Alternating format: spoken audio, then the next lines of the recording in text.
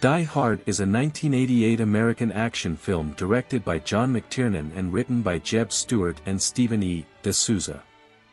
Die Hard follows New York City police detective John McClane, who is caught up in a terrorist takeover of a Los Angeles skyscraper while visiting his estranged wife. Plot: on Christmas Eve, New York City Police Department detective John McClane, played by Bruce Willis, arrives in Los Angeles, hoping to reconcile with his estranged wife, Holly, played by Bonnie Bedelia, at a party held by her employer, the Nakatomi Corporation. He is driven to Nakatomi Plaza by a limo driver, Argyle, played by Devereaux White, who offers to wait for McClane in the garage. While McClane changes clothes, the tower is seized by German radical Hans Gruber, played by Alan Rickman, and his heavily armed team, including Carl, played by Alexander Godunov, and Theo, played by Clarence Gilliard. Everyone in the tower is taken hostage except for McClane, who slips away, and Argyle, who remains oblivious to events. Gruber is posing as a terrorist to steal the $640 million in untraceable bearer bonds in the building's vault. He kills executive Joseph Takagi, played by James Shigeta, after failing to extract the access code from him, and tasks Theo with breaking into the vault. The terrorists are alerted to McClane's presence, and one of them, Tony, is sent after him. McClane kills Tony and takes his weapon and radio, which he uses to contact the skeptical Los Angeles Police Department. Sergeant Al Powell, played by Reginald Vell Johnson, is sent to investigate.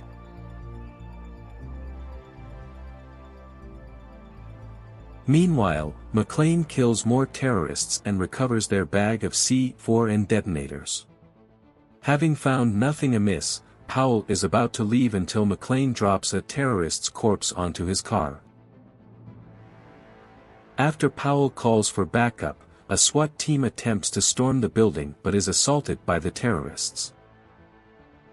McClane throws some C4 down an elevator shaft, causing an explosion that kills some of the terrorists and ends the assault.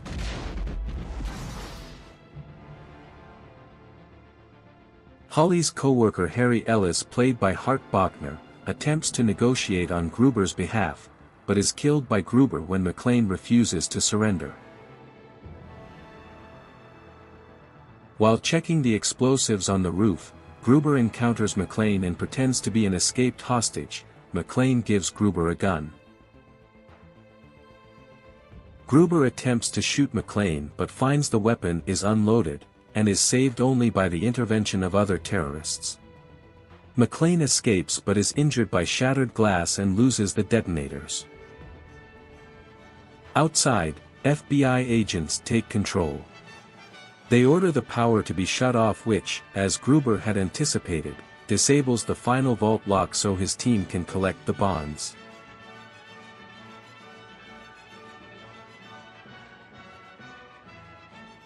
The FBI agrees to Gruber's demand for a helicopter, intending to send gunship helicopters to eliminate the group. McClane realizes Gruber plans to blow the roof to kill the hostages and fake his team's deaths. Carl, enraged by the death of his brother Tony, attacks McClane and is seemingly killed. Gruber sees a news report by Richard Thornburg on McClane's children and deduces that he is Holly's husband. The hostages are taken to the roof while Gruber keeps Holly with him. McClane drives the hostages from the roof just before Gruber detonates it and destroys the approaching FBI helicopters. Meanwhile, Theo retrieves an escape vehicle from the parking garage but is knocked out by Argyle, who has been following events on his car radio. A weary and battered McClane finds Holly with Gruber and his remaining henchmen. McClane surrenders to Gruber and is about to be shot, but grabs his concealed service pistol taped to his back and uses his last 2 bullets to wound Gruber and kill his accomplice. Gruber crashes through a window but grabs onto Holly's wristwatch and makes a last-ditch attempt to kill the pair before McClane unclasps the watch and Gruber falls to his death. Outside, Carl ambushes McClane and Holly but is shot dead by Powell. Holly punches Thornburg when he attempts to interview McClane before Argyle crashes through the parking garage door in the limo and drives McClane and Holly away together.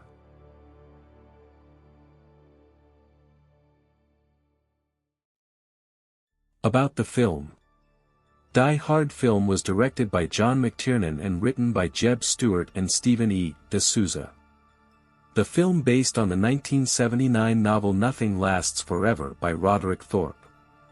The casting of Die Hard includes Bruce Willis, Alan Rickman, Bonnie Bedelia, Reginald VelJohnson, Paul Gleason and William Atherton. The film was primarily shot at Fox Plaza in Los Angeles, which served as Nakatomi Plaza. The building's distinctive architecture became synonymous with the film. Director John McTiernan aimed for a realistic portrayal of action, and the film's setting in a confined space added to its intensity. The score was composed by Michael Kamen, who incorporated Beethoven's Ode to Joy in the soundtrack. The soundtrack complements the film's action sequences and elevates the tension, contributing to the overall impact. The film was released on July 15, 1988. The film had an estimated budget of around $28 million. Die Hard grossed over $140 million worldwide, making it a significant commercial success. The film received widespread critical acclaim for its intense action, Willis's performance, and its innovative approach to the action genre. Die Hard is considered a classic in the action genre and has had a lasting impact on subsequent action films. It solidified Bruce Willis as an action star and introduced the character of John McClane. The success of Die Hard led to several sequels: Die Hard 2, 1990, Die Hard with a Vengeance, 1995, Live Free or Die Hard, 2007, and A Good Day to Die Hard, 2013. 10 interesting facts about Die Hard movie. 1. The fictional Nakatomi Plaza is the headquarters of 20th Century Studios, so the studio could use one of its own buildings and didn't have to hold back on stunts and action sequences. 2. The costume department had 17 undershirts in various stages of degradation on hand for Bruce Willis. 3. Willis performed many of his stunts, including the barefoot walk on broken glass. 4. Bruce Willis is wearing special rubber shoes designed to look like his own bare feet. 5. Clint Eastwood originally owned the rights to the novel, Nothing Lasts Forever, on which the film is based, and planned to star in the film around the early 1980s. 6. The fireball in the elevator shaft was shot with real pyrotechnics using a miniature shaft. 7.